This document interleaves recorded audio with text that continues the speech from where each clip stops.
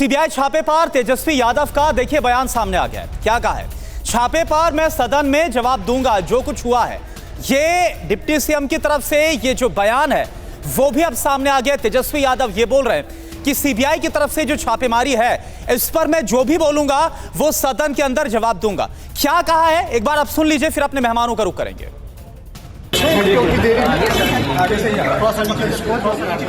करेगा लेकिन हमको जो जवाब देना वो सदन के अंदर जवाब हम देंगे। और बखूबी आप लोग तो सब लोग रहिएगा। आपको अंदेशा पहले से था, क्योंकि आपने सतर्क भी कहा था रहने के लिए। आपको नहीं लगता?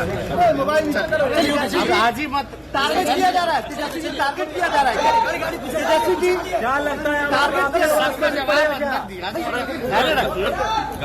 अभी तो उन्हीं लोगों का चलाइए ना, चलवाइए पूरा। क्या आप भी इस तरह की मछली की दुकान खोलना चाहते हो? आपको पता है ये हर महीने 60 लाख की मछलियाँ बेचते हैं।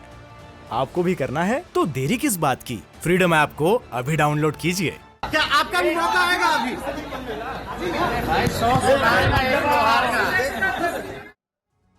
अंकुश श्रीवास्तव जी, मेरा सवाल आपसे है, 100 सुनार की एक लोहार की, तेजस्वी यादव की इस बात में कितना आपको दम नजर आ रहा है?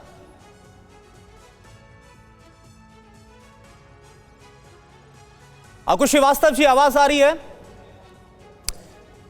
चलिए अंकुश जी से हम इस पर रिएक्शन लेंगे और साथ ही जो हमारे साथ और भी हमारे पॉलिटिकल गेस्ट उनके पास भी जाएंगे। लेकिन इस बीच एक और बड़ी खबर है। खबर यह कि सीबीआई छापे पर बीजेपी सांसद सुशील मोदी का आरजेडी पर बड़ा हमला। आरजेडी अपने नेताओं के आरोपों पर जवाब दे, यह सुशील मोदी की तरफ से कहा गया है, सवाल पूछा गया है। सीबीआई पर बेवजह संदेह किया जा रहा है क्योंकि लगातार आरजेडी की तरफ से सवाल उठाया जा रहा है कि फ्लो टेस्ट के दिन ही ऐसा क्यों चुना गया। आमोद राय हमारे पॉलिटिकल एडिटर ने उनसे बात की है, आप सुनिए। बीजेपी के वरिष्ठ नेता सुशील मोदी हैं, उनसे बातचीत करते हैं। सुशील मोदी जी, आज जिस तरह से पहले दिन नीतीश कुमार और तेजस्वी यादव की सरकार का विधानसभा में एक तरह से मत प्रूफ करने का डेट था और आज ही सीबीआई की छापा डाली गई। भाई इसको शक्ति परीक्षण से क्या संबंध है? नीतीश जी के पास 164 से ज़्यादा विधायकों का समर्थन प्राप्त है। इस पर तो कभी किसी ने संदेह नहीं किया था। कभी तो हमने ये नहीं कहा था कि आपके पास बहुमत नहीं है। बीजेपी ने तो कभी ये भी नहीं कहा था कि आप शक्ति परीक्षण कीजिए, अपना बहुमत सिद्ध कीजिए। तो आज तो सदन की बैठक केवल विजय सिन्हा को हटाने के लिए उन्होंने आयोजित की थी और दिखावा था कि शक्ति परीक्षण। और फिर सीबीआई ने अगर रेड किया तो इसका शक्ति परीक्षण से क्या संबंध है? किसी एमएलए के यहाँ तो रेड हुआ नहीं है, राज्यसभा के लोग उसमें वोटर नहीं हैं, विधान पार्षद उसमें वोटर नहीं है, पूर्व विधान पार्षद वोटर नहीं है। और सीबीआई जब भी कोई कार्रवाई करेगी तो विपक्ष हमेशा करेगा आज का दिन क्यों, संडे को क्यों किया, ये हमारा छुट्टी मनाने का दिन था, आपने उसमें खलल डाल दिया। तो बेचारी सीबीआई जब भी कुछ करेगी तो हमेशा संदेह के घेरे, संदेह में दायरे में लोग देखेंगे उसको।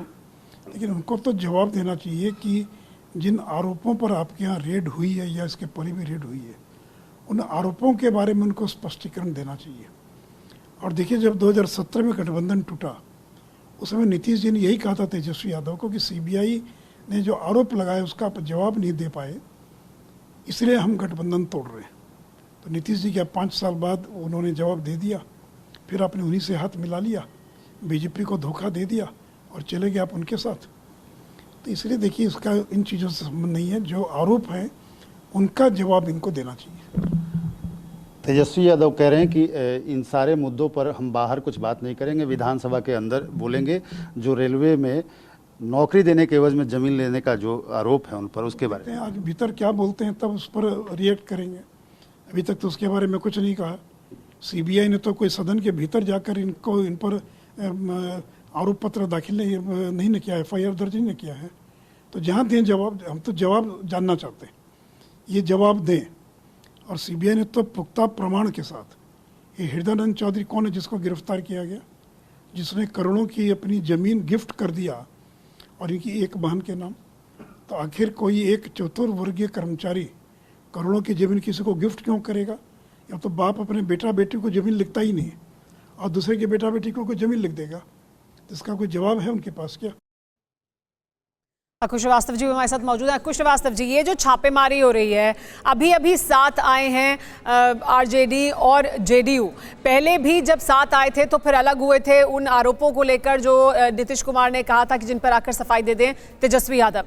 क्या जो अभी हो रहा है इसे आप आगे राजनीति को प्रभावित होते हुए देख रहे हैं इससे बिहार की?